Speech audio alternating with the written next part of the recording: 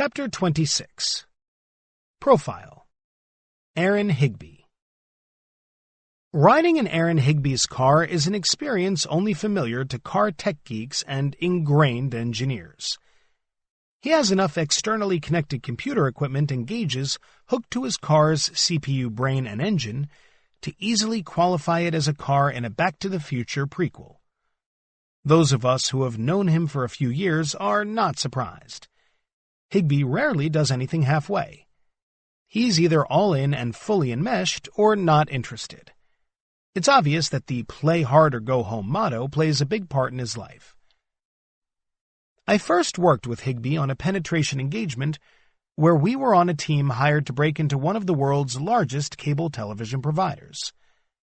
I covered this particular engagement in the last chapter on penetration testing, but I left out one part of the story. We had successfully compromised not only the cable television company's intended target, the set-top cable box, but the entire cable company. And that was just day one. Higbee was bored with nothing really left to explore on our week-long contact, so he began to hack the hardware we had been given by the vendor. He started manipulating the customer's on-site controlling hardware, switching wires, manipulating motherboard jumpers, and installing crossover electrical cables. He kept trying different configuration hacks, and at one point he literally set the unit on fire. Smoke poured out of the unit as we all hurried to unplug the electricity and stop the small fire. We had to wait a few minutes as the smoke cleared to see whether the computer room's fire detectors would release toxic halon gas and force us to evacuate. After the smoke cleared and we all shared a collective chuckle of relief, I was surprised to see Higbee go back and continue his hardware hack. None of the cajoling from the rest of the team could get him to stop. Eventually, he accidentally created a bigger fire within the hardware unit, one we could not put out as easily. The whole time that we were running away to escape the now guaranteed fire suppressant release, he was chuckling and, unbeknownst to me, filming everything with his cell phone. Within a few minutes, his film was up on the internet. This story is definitely not included as something that should be duplicated by other penetration teams. It wasn't smart to do anything that had even the remotest possibility of causing a fire. But this anecdote does give you a sense of what it was like to work with Higbee. Most of his friends and coworkers have similar stories. Along with being a fun guy to hang out with, Higbee is one of the best, most dedicated penetration testers you'll ever meet. He had grown up in a fairly religious household with strict rules. I think that sort of strict upbringing led to his passion for life and ability to make everyone want to laugh, including himself. Today, he is a lot more professional, but he still brings his same youthful exuberance and experience to fighting hackers and spammers. Later, we both left that company. I went to work for Microsoft, and Higbee co-founded his own incredibly successful company called FishMe, fishme.com/. FishMe focuses on security awareness training for end users against phishing attacks. Specifically, FishMe makes it easy to send fake but realistic phishing attacks against your employees to see which ones can successfully be tricked out of sensitive information. There were previous ways to do this before FishMe, but FishMe is one of the companies that made it incredibly easy to do.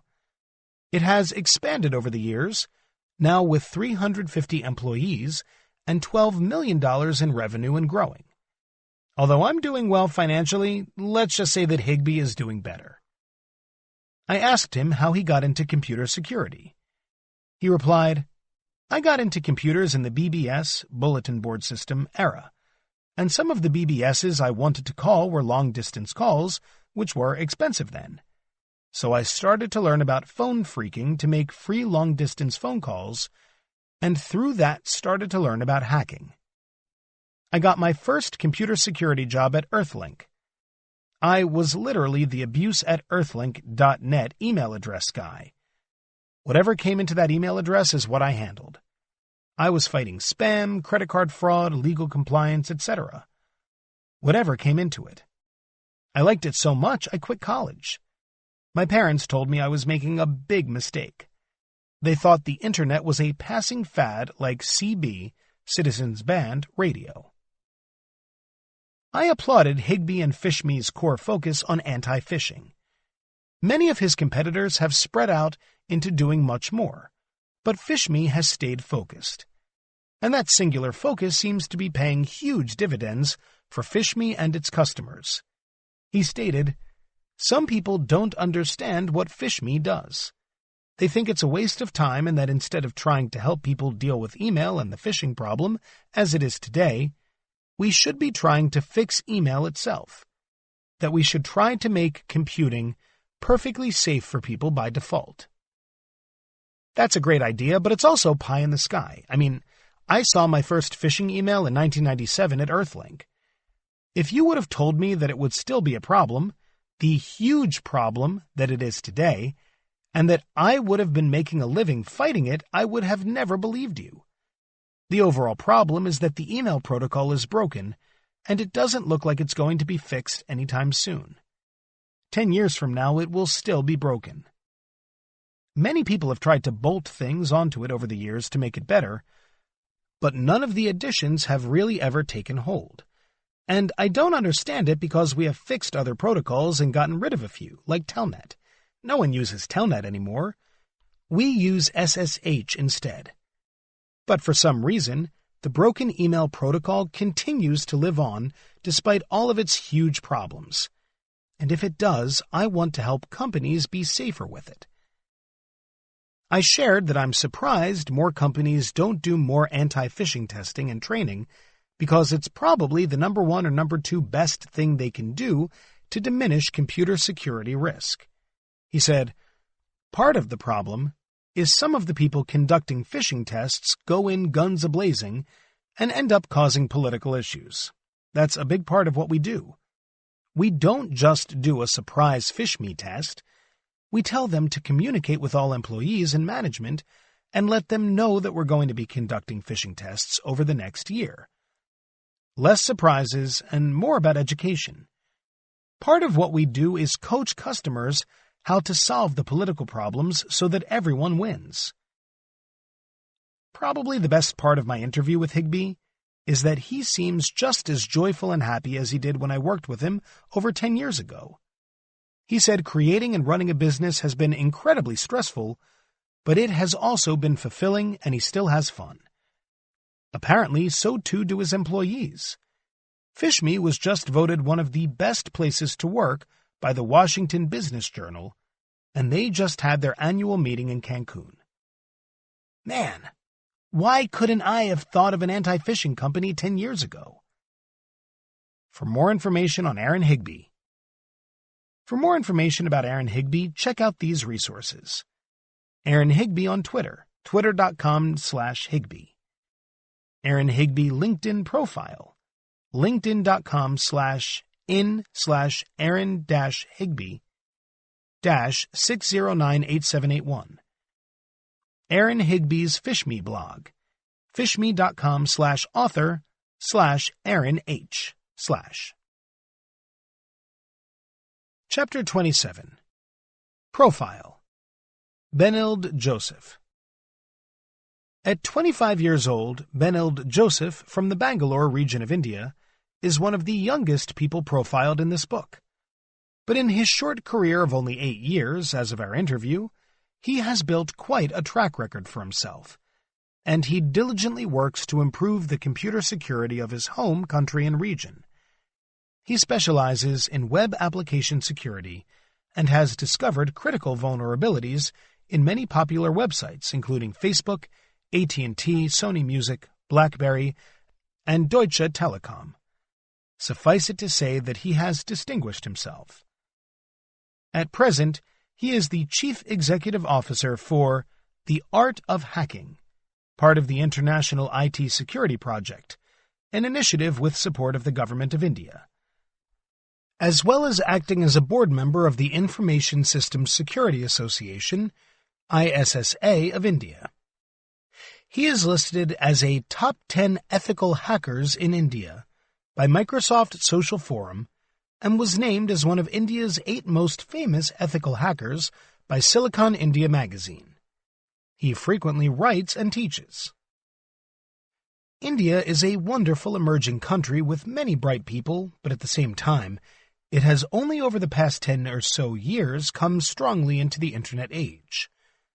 Much of its population is very poor. With this in mind, I asked Joseph how he got into computer security.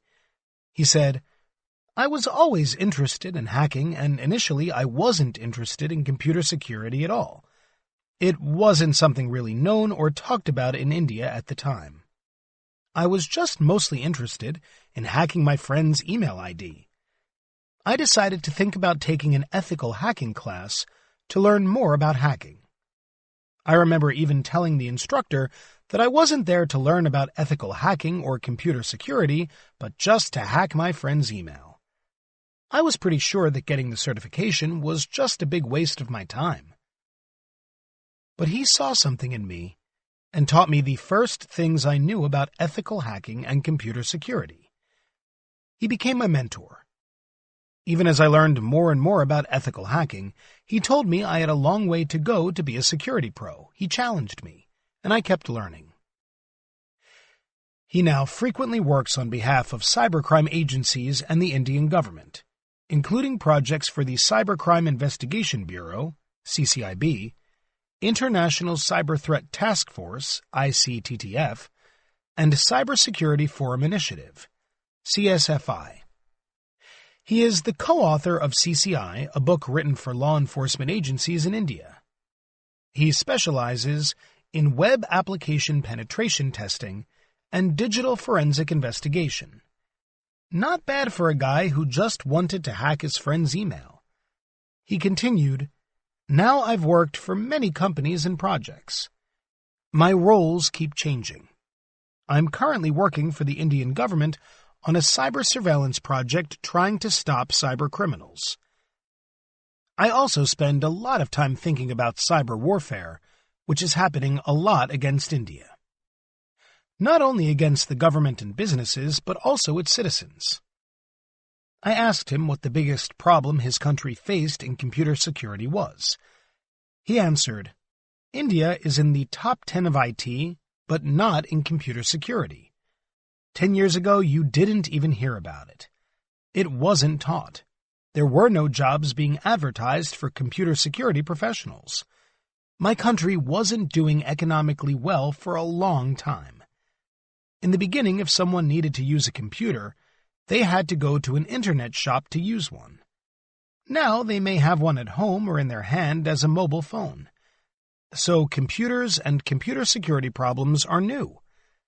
We have lots of doctors, lawyers, engineers, and lots of other professionals, but not a lot of computer security people. That's changing. The government and businesses realized we needed better computer security and computer security professionals. Today, many universities are offering master's programs in computer security. The government realizes how important it is and is starting many programs. I spend a lot of my time traveling around India and other parts of the world teaching computer security. India is a different place now, and I'm helping to improve it. We can only hope that India and all the other countries of the world have plenty of Benilde Josephs. For more information on Benilde Joseph. For information about Benilde Joseph, check out these resources. Benilde Joseph's LinkedIn profile, linkedin.com/in/Benilde. Benilde Joseph's Google Plus site, plus.google.com/107600971-834-2444-3393. Benilde Joseph YouTube video about Kaizen and Hacker5 projects. youtube.com/watch?v equals BH_BNXFJ0PQ. Chapter 28. DDoS Attacks. You can think you have the best computer security only to have your false sense of security taken away by matters beyond your control. Welcome to Distributed Denial of Service, DDoS attacks. What originally started as a single hacker overwhelming a server by sending way more traffic than it could handle has turned into an escalating war of multiple layers and dependencies, sent by groups and professional-looking service providers. Today's massive DDoS attacks often involve internet-connected home devices and send hundreds and hundreds of gigabits of malicious traffic per second. DDoS attacks are committed for many reasons, including revenge, exhortation, embarrassment, political purposes, and even gaming advantages. Types of DDoS attacks. There are many types of denial of service attacks. The following sections will explore some of the more prominent ones. Denial of service. A denial of service (DOS) attack is when a single host attempts to flood a victim with overwhelming traffic to prevent or decrease wanted legitimate transactions. The simplest and earliest of these were ping floods, where as many ICMP echo ping packets were sent to a host as possible. These were replaced by TCP packet floods, which, because of the resulting three-packet handshake, could generate more traffic. TCP floods were replaced by UDP floods because the source IP address's connectionless state allows it to be spoofed, making UDP floods harder to trace and stop.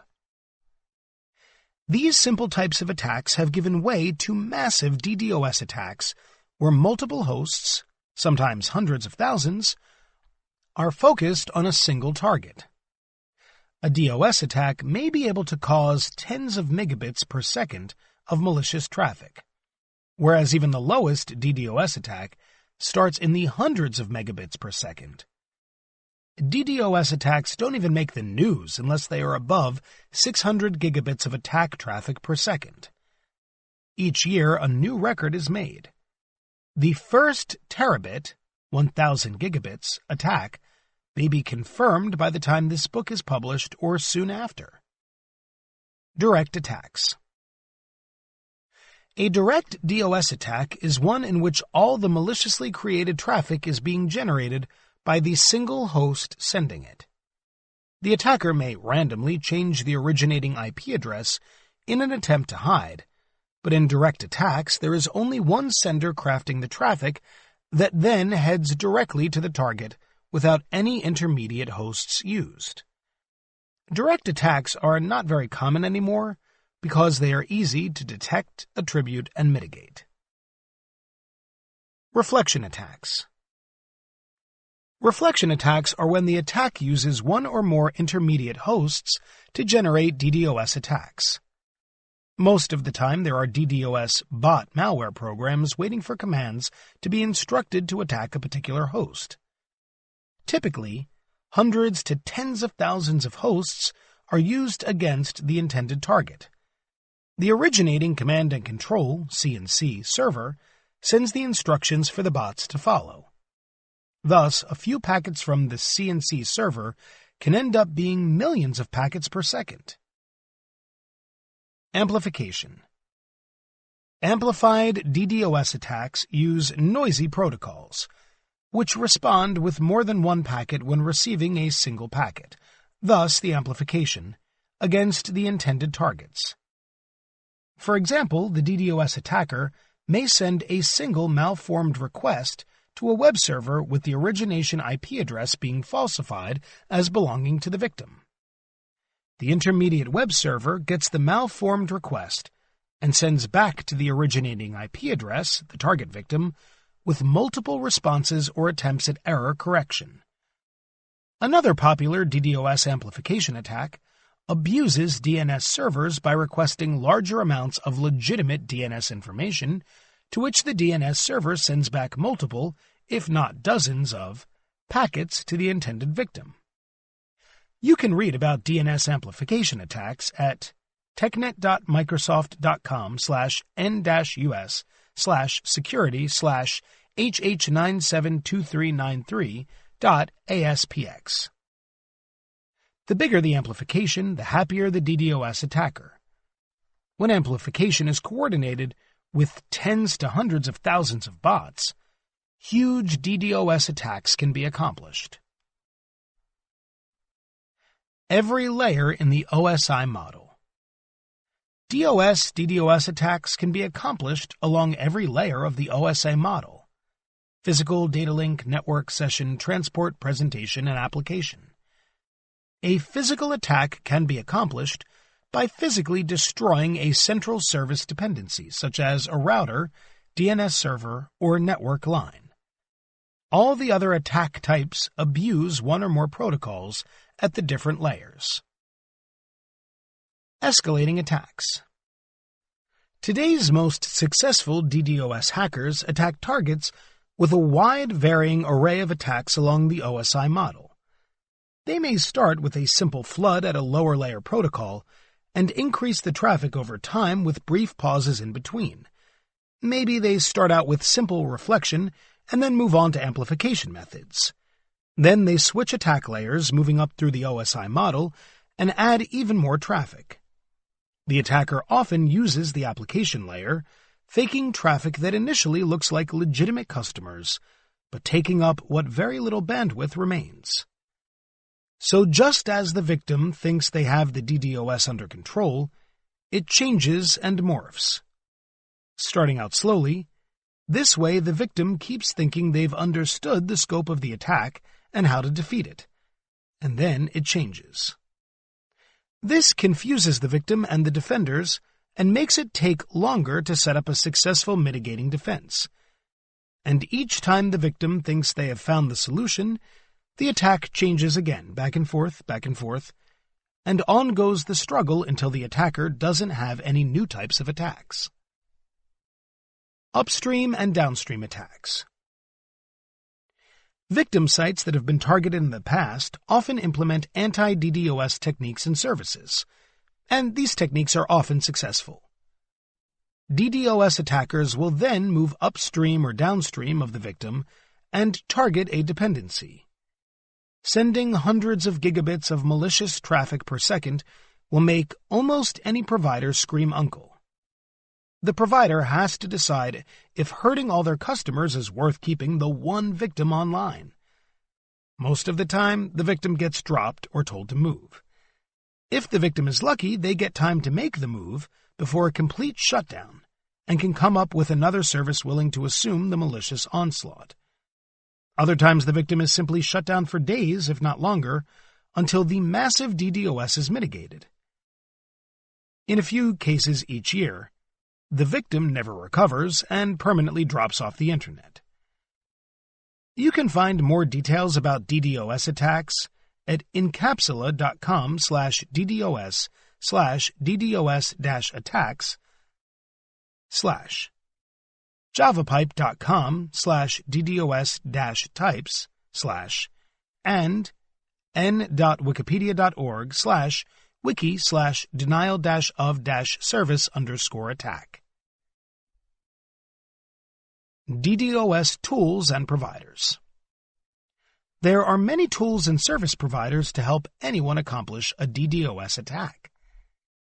Tools.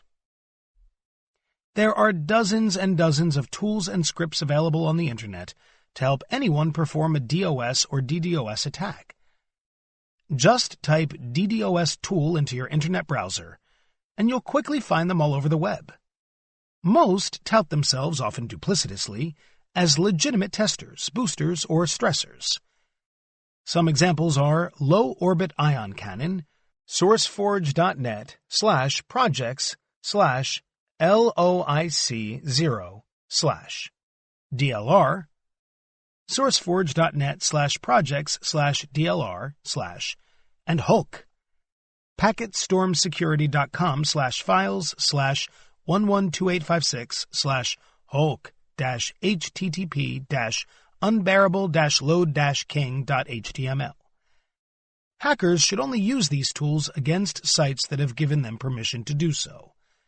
Many a budding hacker learned the hard way, through being arrested, that it's very hard to hide once the right people are looking for you. DDoS as a service. There are even dozens of services available on the Internet from which you can rent or launch DDoS services. Many are available for under $100. As with DDoS tools, most claim to be testing services, which just happen not to check to ensure that the user has the permission to use them against a particular site. Sadly, even services that claim to be anti-DDoS services have been caught being part of DDoS services. Some of these dual-faced services are being investigated, and some have been shut down, but others continue to thrive. Investigative reporter Brian Krebs has written several excellent stories on this issue, including this one. Krebs on security.com/2016/10/spreading-the-disease-and-selling-the-cure/ DDoS defenses. There are many defenses that you can use to fight DDoS attacks. Training. All the human resources involved in putting up your sites and services should be educated about DDoS attacks and how to prevent them. Education is the first step toward detection and prevention. Stress testing. Stress test your own sites, potentially using some of the same testing tools that hackers would use.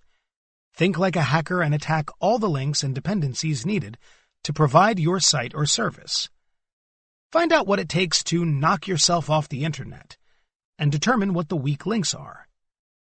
Once you've found them, engineer out the easy ones and determine the cost-benefit relationship to the rest. Appropriate network configuration. Make sure your sites and services are protected by firewalls and routers that are capable of detecting and stopping DDoS attacks. Make sure all the involved hosts have been configured to withstand DDoS attacks with a minimum of disruption. Build in as much redundancy as possible. Alternately, many companies have peering agreements with other vendors and even competitors to be able to move or borrow resources if under DDoS attack.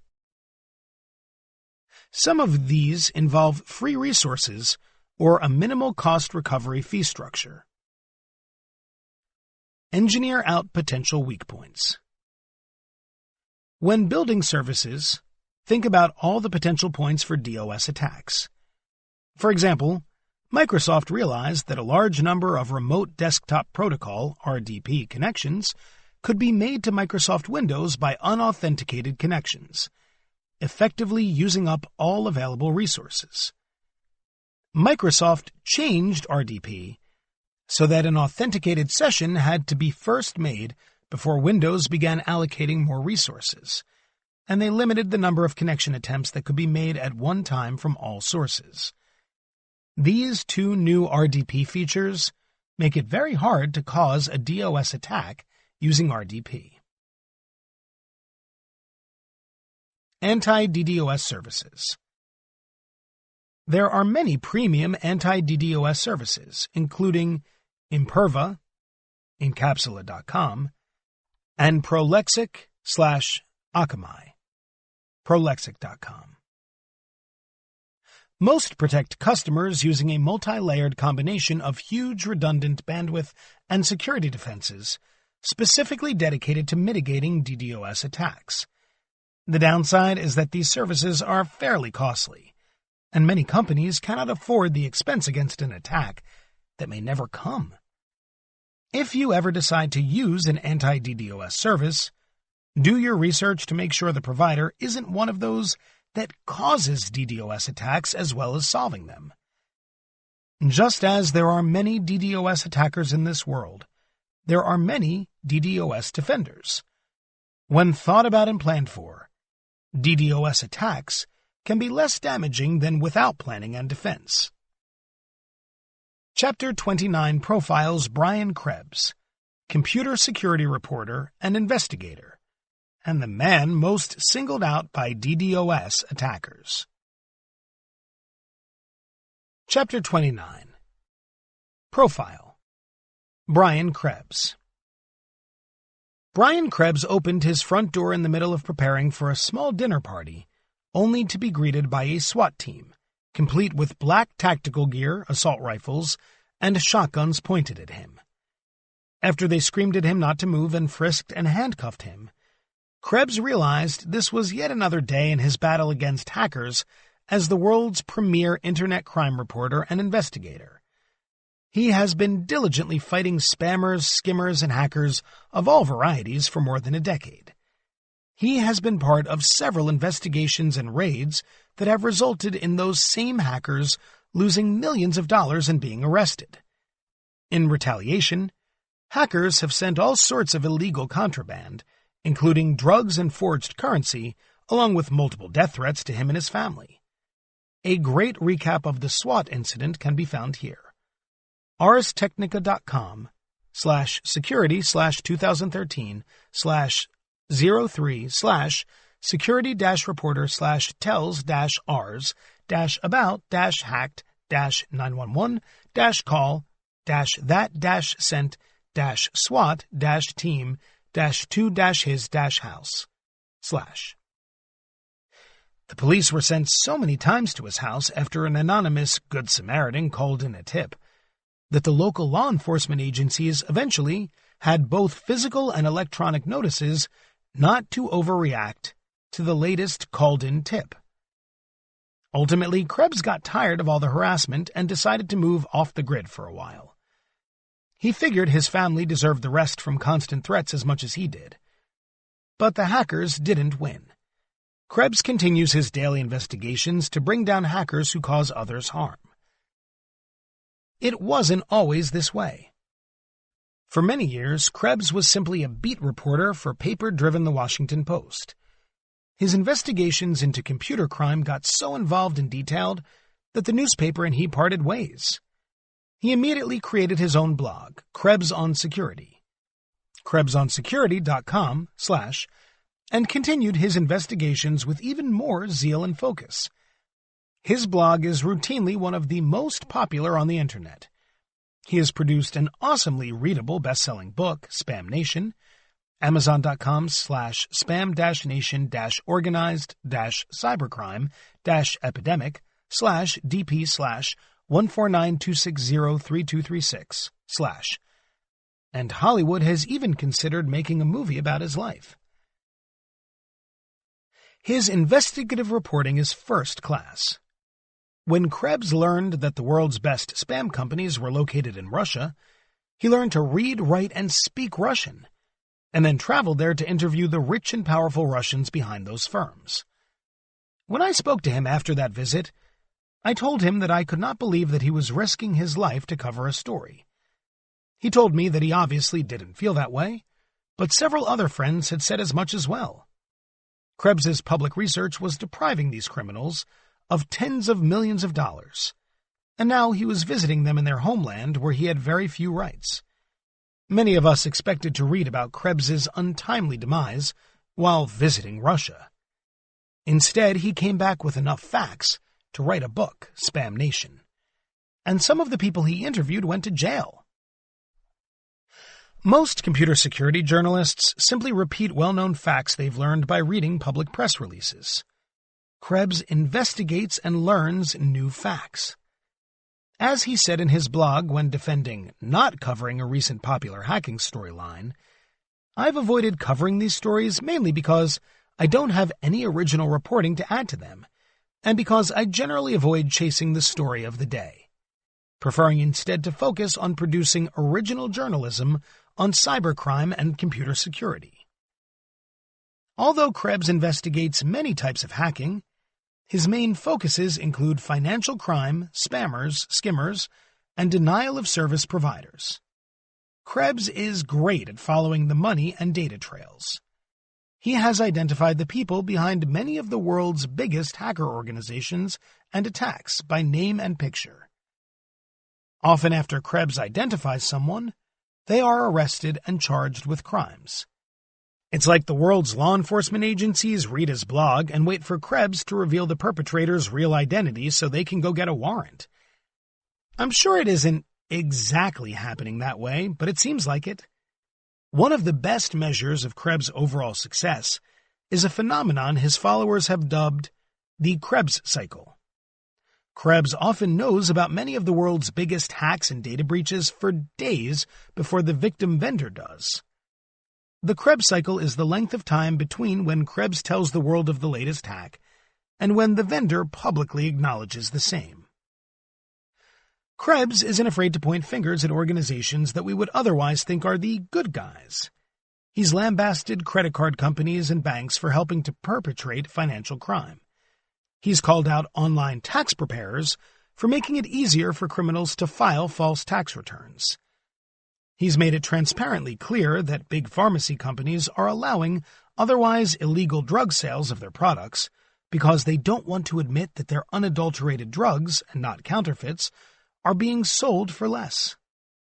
He has proven that some of the firms that claim to protect us from hackers are themselves likely to be either conducting hacking activities or protecting hackers. He's called out internet service providers and bulletproof hosting services for catering to hackers as a business model. Krebs follows the money wherever it may go. For this reason, Krebs's website is constantly being DDoS attacked, covered in the previous chapter. His website has suffered what were, at the time, some of the largest attacks sent across the web. DDoS attackers often include personal taunts to Krebs inside their malicious traffic, and require that new members to their activities prove themselves by attacking Krebs's sites as a requirement to join. And often Krebs finds out who the main perpetrators are and they go to jail. Krebs is able to pull off what so many other people in law enforcement agencies can't seem to do: identify the hacker. It's not unusual for his blog to go silent for a week or more, but when he pops up and writes, he's telling the name of some hacker. He often finds out their identity by following digital breadcrumbs that eventually link the hacker's secret identity to their public online identity. You end up seeing this very malicious and unethical hacker on vacation with their family, hugging their wife and kids, and those wonderful money-fed vacation days are getting ready to come to an end. Many of his outed hackers have become international fugitives, while others seem to enjoy the benefits of corrupt local officials. Either way, they all hate Krebs, while the rest of the world loves him. I think Brian Krebs is truly an American hero. Besides identifying specific hackers and other questionable, dubious businesses, Krebs's writings allow readers to see the big business of computer hacking.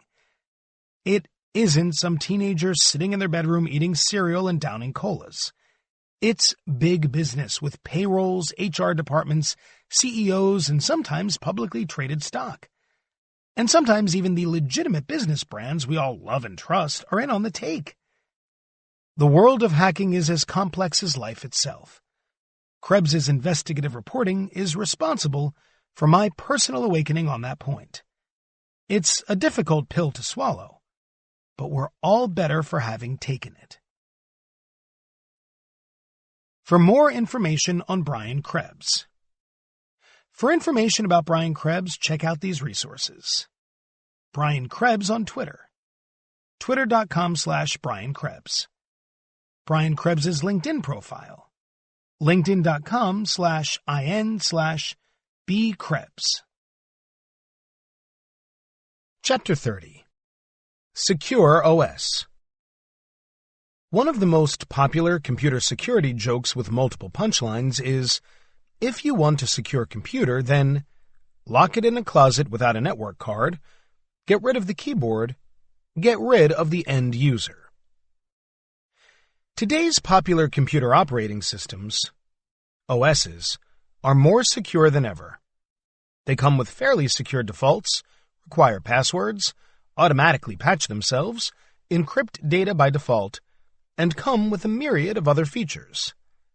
This doesn't mean they all have the same commitment to security or the same record of success. Still, the overall success of Secure by Default has reached a level where most hackers and malware have resorted to social engineering or exploiting a vulnerability that has an available patch that the end user has not applied. This did not happen by accident.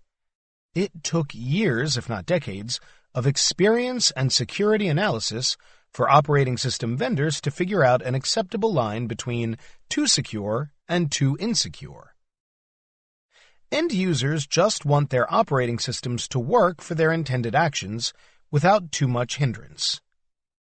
If the end user gets too bothered, they will either try to work around the security feature, disable it, or choose an entirely different operating system. Many security commentators diminish any operating system that doesn't choose the strongest possible security solution for every decision, without giving rationale consideration to the ability of the vendor to sell the operating system or appeal to end users. With that said, there are very secure operating systems out there to choose among. How to secure an operating system. There are 3 basic ways to secure an operating system. Build it to be secure and have secure defaults, improve its security using security configuration tools, or follow secure guidelines. Of course, most of today's operating systems use all those methods to ensure a secure operating system. Secure Built OS. The best, and some say only, way to have a secure operating system is to build it to be secure from the start. Not only should it be securely designed, but it should have the appropriate security features with secure defaults. Study after study shows that most end users accept the default security settings, so if the default is set wrong, it undermines security. Common criteria. The internationally accepted standard for evaluating and ranking the security of an operating system is known as Common Criteria for Information Technology Security Evaluation, although it's often just called the Common Criteria. Vendors submit their operating systems or applications for Common Criteria evaluation, hoping to get certified as having a specific evaluation assurance level, which ranges in increasing difficulty and security from EAL1 through EAL7, although it would seem natural to assume that all operating system vendors that care about security would want the highest EAL7 rating. That isn't the reality. The levels EAL5 and above are not only very, very difficult to obtain, but generally require an operating system that isn't all that functional in the real world. Want to connect to the internet and download a program? Well, you're probably not doing that with an EAL5 or higher system. EAL5 and higher systems are usually earned by very specific security applications, like smart cards, hardware storage modules, and so on, or government-related high-risk operating systems like missile systems. The majority of the operating systems we know and love today, including specific versions of Microsoft Windows, Linux, Solaris, AIX, and BSD, are rated at EAL4 or EAL4+. The plus sign indicates that it has achieved some classes above its clearly rated EAL. There is an effort underway to move away from EAL ratings to something known as protection profiles, PP. More information can be found at blogs.ca.com/03/11/common-criteria-reforms-sync-or-swim-how-should-industry-handle-the-common-criteria. Note: as far as I know, Apple iOS has never been submitted for or passed a traditional EAL certification process. Meeting a higher-level common criteria EAL rating, or PP, doesn't mean a hacker can't successfully hack a rated system, but it does mean that it's probably harder to do, all other things considered equal. It also doesn't mean that an unrated operating system isn't secure or wouldn't meet the same certification if it was submitted for the certification process. Federal Information Processing Standards. The United States has another popular standard under the banner of Federal Information Processing Standards, FIPS, for which operating systems or parts of operating systems can be submitted for security evaluation and certification. Although FIPS, nist.gov/topics/federal-information-standards-FIPS, only officially applies to government-related computer systems, it is a respected standard around the world. FIPS certifications are usually known by a specific number, such as 199-3 or 140-2. FIPS 140-2 applies to cryptographic routines, and submitted products can be certified as FIPS 140-2 Level 1 to 4, with 4 being the strongest security. Because of customer demand, most operating system and application vendors that obtain a common criteria or FIPS certification will usually advertise the fact. Some customer scenarios require a particular evaluation or rating before they can consider purchasing it. A tale of two secure operating systems. In the world of general-purpose popular operating systems, there are two operating systems, both are open source, that intend to be more secure than average: OpenBSD and Qubes OS. OpenBSD, openbsd.org, was created by Theo Durat as a new fork from NetBSD in 1995. Durat almost always falls on the security side of things when there is a security versus usability question. Many of the security features that are optional in other operating systems are enabled by default in OpenBSD. Its developers frequently audit their code looking for security bugs. OpenBSD is specifically respected for having the least number of bugs found by outside parties of any popular operating system. Qubes, qubes-os.org/ was created by the Warsaw, Poland-based Invisible Things Lab, and its founder and CEO, Joanna Rutkowska, profiled in the next chapter in 2012. Qubes uses an isolated Xen hypervisor to allow an additional operating system and components to run in additional highly isolated virtual machine environments. Even the network functionality runs in its own domain. Each domain can be classified according to its security needs and can run different additional operating systems. Perhaps it's said tongue-in-cheek, but it's described as a reasonably secure operating system by its own founders. Others consider it the most secure popular operating system available, and it is particularly loved by many privacy and security experts. Not that this is required for developing and leading a more secure OS, but both Durat and Rutkowska are known by some for their intelligence and occasional social abrasiveness. They are not afraid of hurting others' feelings when standing their ground or stating an opinion, especially when confronting long-held but mistaken dogma. Neither suffers fools lightly, so to speak. They bring this seriousness and intelligence to the products they develop. You don't need OpenBSD or Qubes to ensure a relatively secure OS, but using them will generally make it easier to obtain an above-average security profile. Secure guidelines. Most popular operating systems come with relatively secure defaults and settings, but they aren't always set to their recommended best security settings. For example, Windows 10 comes with a minimum password length setting of just 6 characters, even though Microsoft and most of the security world recommends a minimum of 12 characters, if not 16 characters. The problem is that popular operating systems need to appeal to a wide range of people and security scenarios. Seemingly harmless-looking security settings like minimum password length, if enabled at their recommended settings, could cause operational issues in a large number of environments and could even potentially lead to worse security. So most operating system vendors set many of their OS's individual features at one setting even though they recommend something stronger. These guidelines can be downloaded from the vendors and often third-party security organizations.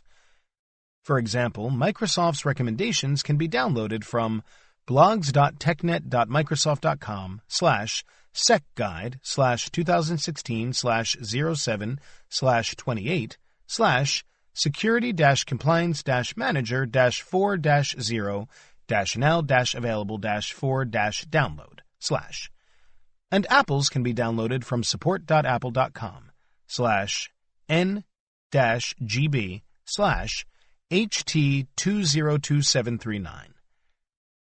The Center for Internet Security's benchmarks, benchmarks.cisecurity.org/downloads/ are among the most popular third-party guidelines. Secure configuration tools. OS vendors and third parties offer tools and programs to assist with the secure configuration of various operating systems and applications. Microsoft has its Security Compliance Manager, link noted in the previous section. Many Linux distributors start with a GUI-based configuration screen that asks a couple of general security questions during installation to help you configure the OS. The Center for Internet Security also offers commercial configuration tools for members. There are, no exaggeration, hundreds of security configuration tools to choose from. All of them have the goal of helping the end user or administrator to apply and manage their security settings more easily. Security consortiums. The computer security world is full of trusted industry security consortiums that attempt to make computing more secure. Two groups that have had a big recent impact are the Trusted Computing Group and the FIDO Alliance. Trusted Computing Group. My favorite industry consortium is the Trusted Computing Group, trustedcomputinggroup.org/, which works to think of and standardize more secure hardware and software. It is responsible for many of the most widely accepted secure by default security standards, such as the Trusted Platform Module Chip and Opal self-encrypting hard drives. If you want to learn what it will take to have truly secure devices and operating systems, read everything the Trusted Computing Group publishes. FIDO Alliance. The FIDO Fast Identity Online Alliance, fidoalliance.org/, focuses on replacing simple logon password authentication with stronger alternatives. Formed in 2012, FIDO is focused on stronger authentication through browsers and security devices when accessing websites, web services, and cloud offerings. Currently, all FIDO authentication methods use public/private key cryptography behind the scenes, which makes them highly resistant to traditional credential phishing and man-in-the-middle attacks.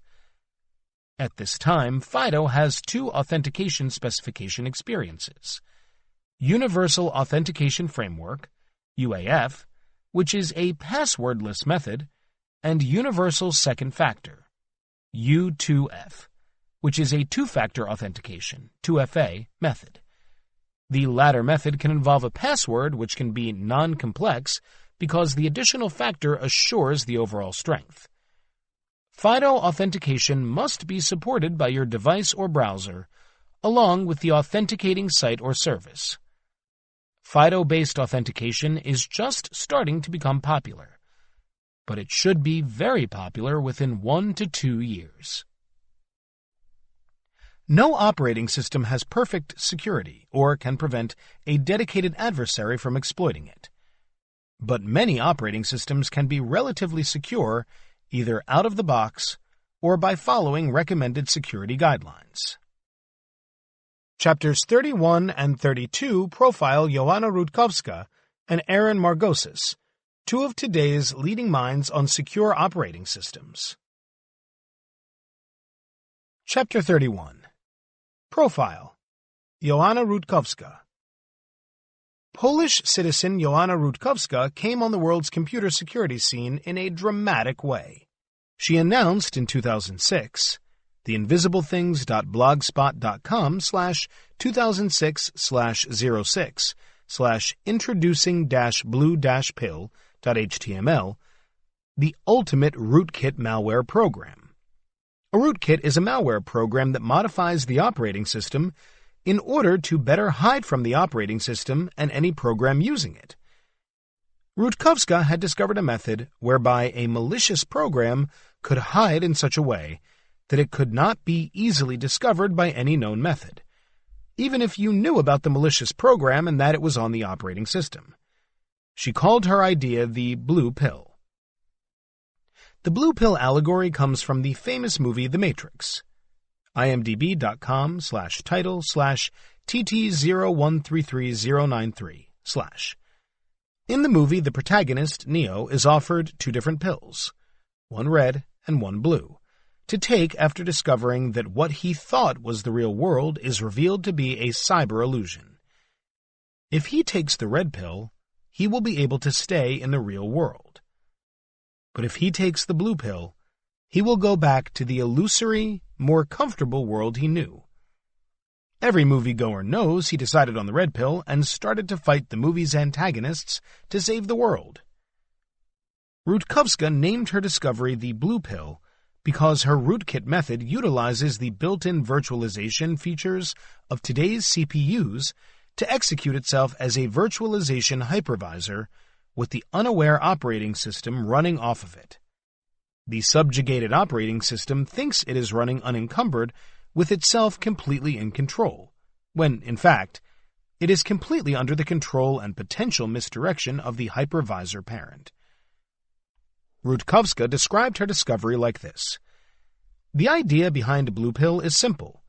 Your operating system swallows the blue pill and it awakes inside the matrix controlled by the ultra-thin blue pill hypervisor. This all happens on the fly, i.e. without restarting the system.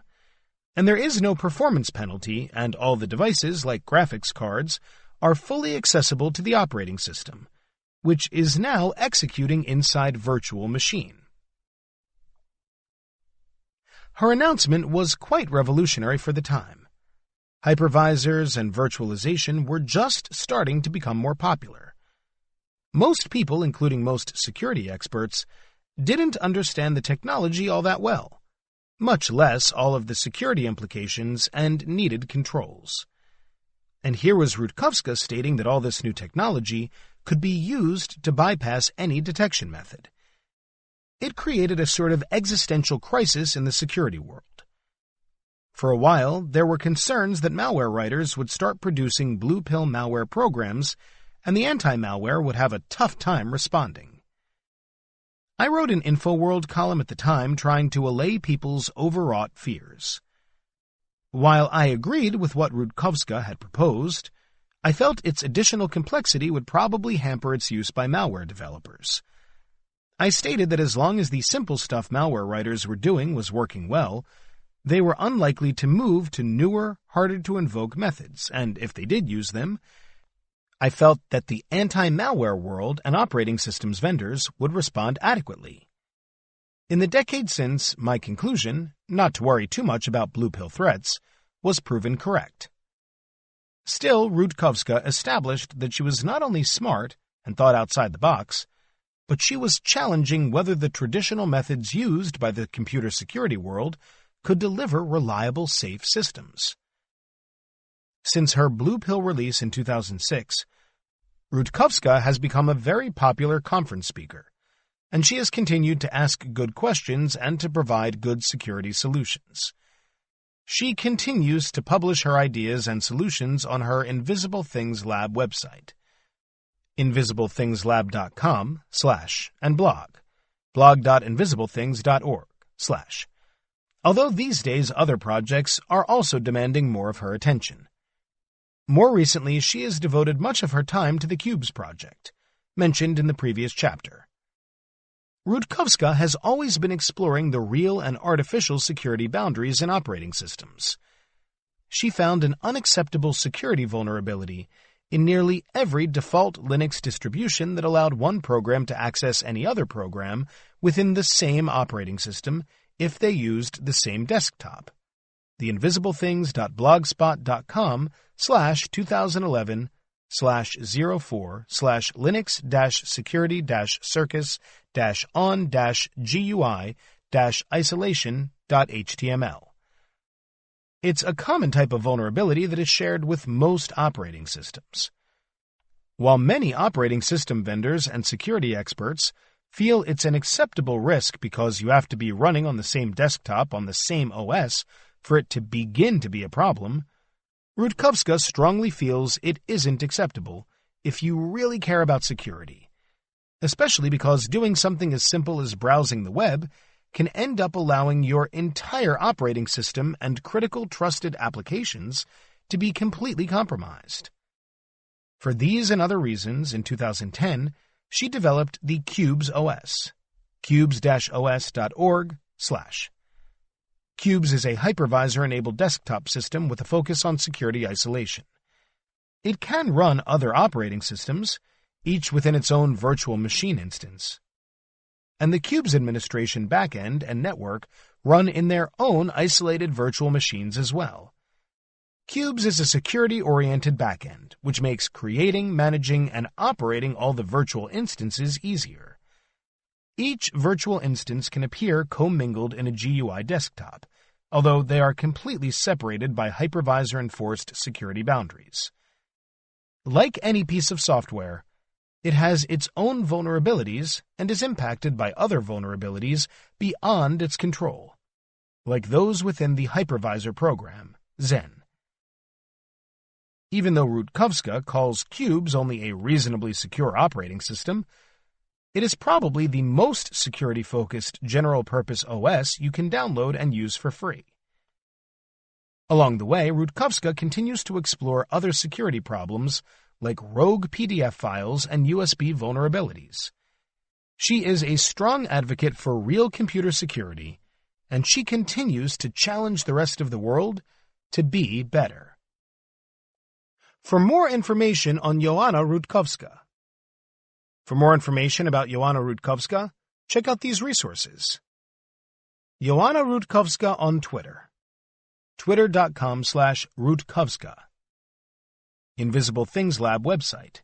InvisibleThingsLab.com. Invisible Things Lab blog. blog.invisiblethings.org. Qubes project website. qubes-os.org.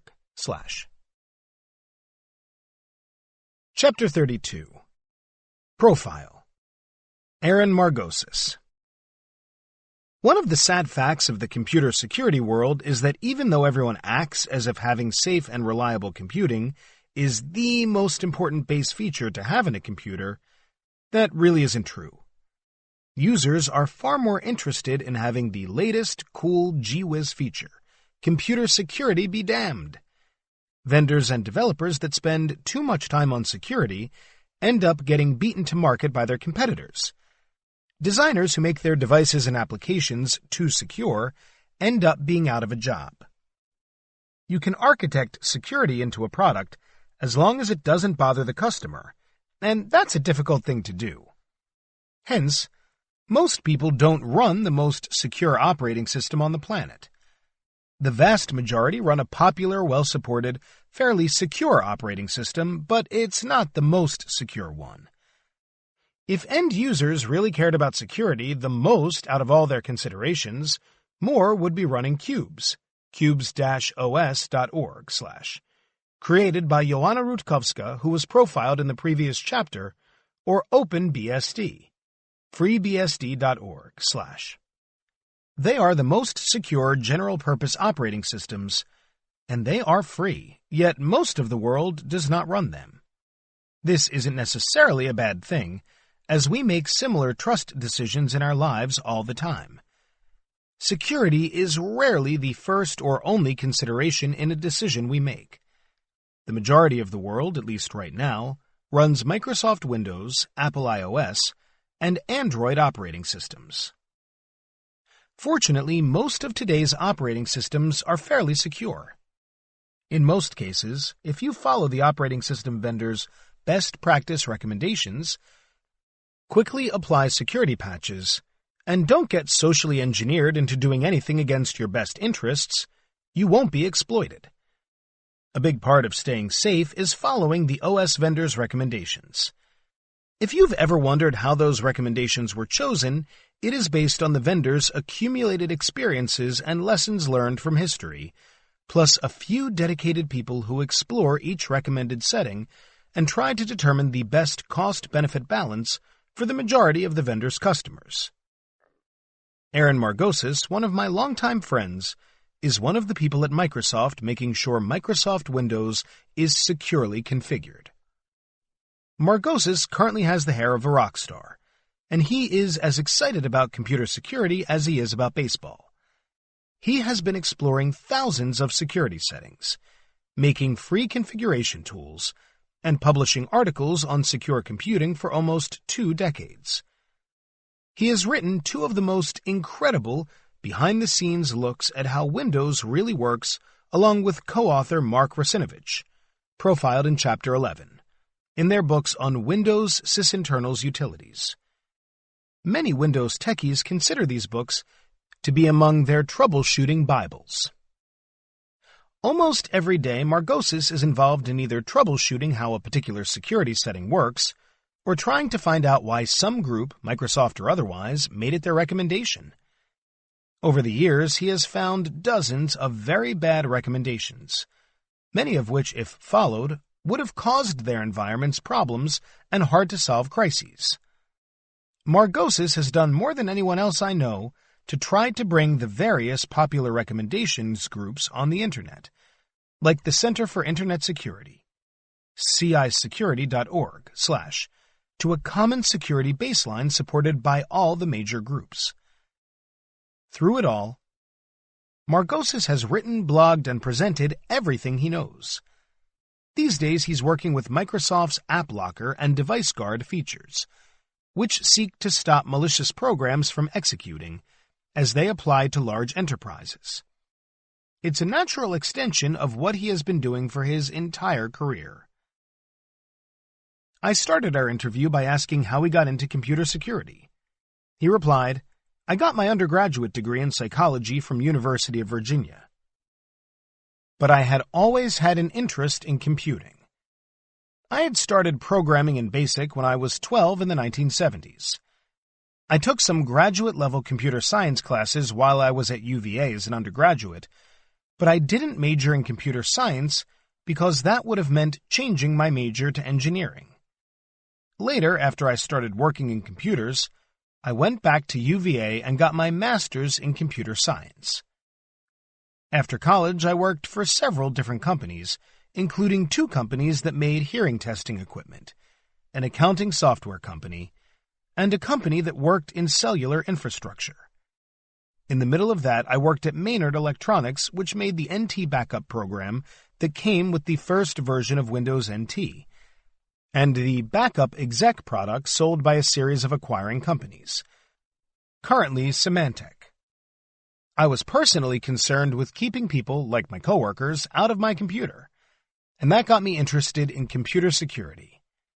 I ended up at Microsoft in 1999, and I've been there ever since." Margosis was one of the first people I knew who told people not to run as administrator all the time. Not running as root was becoming pretty popular on Linux and Unix software. But the same type of security was not picking up in the Windows world at all. In fact, nearly every developer expected that the end user would have full control of their system for their software to run correctly. Microsoft, with a great deal of informal influence from Margosis, finally decided that Windows Vista, released in 2006, would be the Windows version that finally drew a line in the sand. It introduced a feature called User Account Control, UAC, that forced all users out of running as admin and into being standard users by default. There was a ton of pushback, and there were tens of thousands of broken programs. Trying to get vendors and developers to change their mindset at the time was a huge undertaking. Some people thought the security change would mean the end of Microsoft Windows. It was that controversial. I asked Margosis what his involvement was. At the time, Microsoft as a whole didn't think the switch from always administrator to standard users was the way to go. Some people did, like Michael Howard, profiled in Chapter 7. He spoke about it and inspired me to try to run as a standard user all the time. I started running as a standard user full-time during the Windows XP beta, and it broke a lot of things. It was a delightful challenge. I started to think about how I could stay productive as a non-admin, and so I started coming up with tools and techniques that worked for me, and I shared them with the world. My first public conference presentation was at Microsoft TechEd in 2005, with more than 1,500 attendees, and was about running Windows XP as a non-admin. My blogs, tools, and talks had a great impact on the Windows team that was developing Windows Vista. There was a struggle going on at the time, and it wasn't clear whether pushing for a default of non-admin was going to win. But Jim Allchin and the UAC team held the line. And I'm glad to have been a part of it. It benefited the entire customer base, and now it's an expectation, not an issue. I asked Margossis how he got into releasing all his cool, free, secure troubleshooting and configuration tools, like Lua Buglight and the Local Group Policy Object, LGPO utility. He replied, "It started from all my work promoting non-admin. The government mandated a federal desktop core configuration, the FDCC, that included a large set of security settings and required that end users not run with admin rights, which was a natural fit with what I was doing. Because of that, I learned a lot about security settings and group policy, and developed tools to automate tasks that weren't well covered before. It turns out that bringing well-researched, well-tested, and widely used baselines is a huge benefit to customers in terms of time and quality. If we didn't have those, every customer would end up having to do the same work themselves, which would take a long time and probably end up with suboptimal results. It's easy to make mistakes and incorrect assumptions." I asked Margossis what he was working on now besides baselines and security configurations. He replied, "I'm working a lot in application whitelisting using Microsoft's App Locker and Device Guard technologies. It will be a powerful and necessary defense in the enterprise against ransomware and other types of malware. It's harder for home users because home users have to administer their own systems, so they have to make trust decisions. In the enterprise, end users shouldn't make trust decisions or be expected to, so whitelisting is feasible in a well-managed enterprise. I see similarities in what I'm doing now in application control and what I did with standard user years ago. Both things are needed for better computer security, and both break software because the assumptions developers used to make no longer hold.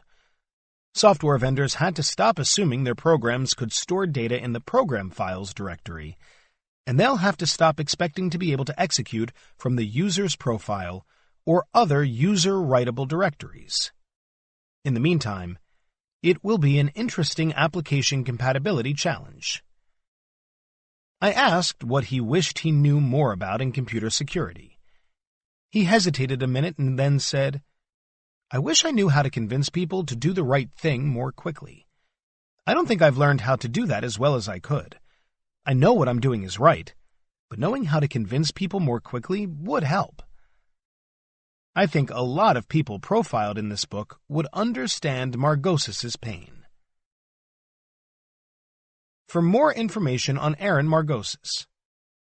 For information about Aaron Margossis, check out these resources. Troubleshooting with the Windows Sysinternals Tools, 2nd edition. Amazon.com/troubleshooting-windows-sysinternals-tools-2nd/DP/07356844448. Windows Sysinternals Administrator's Reference. Amazon.com/Windows-Sysinternals-Administrators-Reference-Margossis/DP/073565672X. Aaron Margossis's non-admin app compat and sysinternals weblog. blogs.msdn.microsoft.com /Aaron_Margosis. Aaron Margosis's U.S. Government Configuration Baseline, USGCB Tech Blog. blogs.technet.microsoft.com/FDCC.